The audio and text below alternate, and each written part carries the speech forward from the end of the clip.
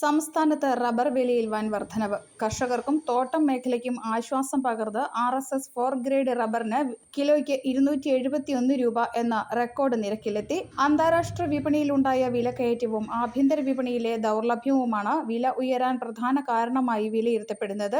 Electric വാഹനങ്ങളുടെ നിർമ്മാണത്തിലുണ്ടായ വർധനവും premium ടയറുകളുടെ കയറ്റുമതി കൂടിയതും അന്താരാഷ്ട്ര തലത്തിൽ പ്രകൃതിദത്ത റബ്ബറിന്റെ ആവശ്യം വലിയ തോതിൽ ഉയർത്തിയിട്ടുണ്ട്.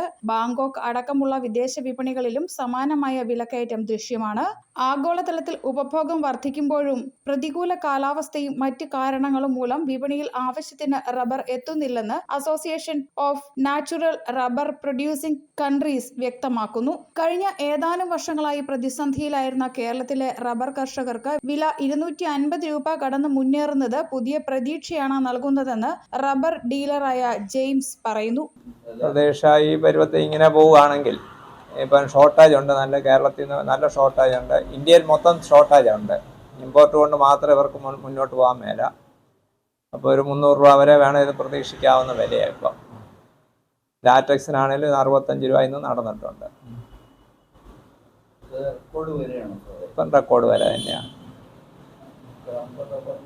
ക്രംബ് ഇപ്പോൾ 235 വരെ ഇന്ന് ചോദിച്ചിട്ടുണ്ട്. 30 പയർ എല്ലാവരും കമ്പനികളുടെയൊക്കെ കവറിങ്ങുകാർ ചോദിക്കുന്നുണ്ട്. എന്നാലും 35 വരെ നടക്കാം. വരും ദിവസങ്ങളിലും വിപണിയിൽ ഈ അനുകൂല സാഹചര്യം തുടരുമെന്നാണ് വ്യാപാരികളും വിപണി വിദഗ്ധരും പ്രവചിക്കുന്നത്. News bureau, Kottayam.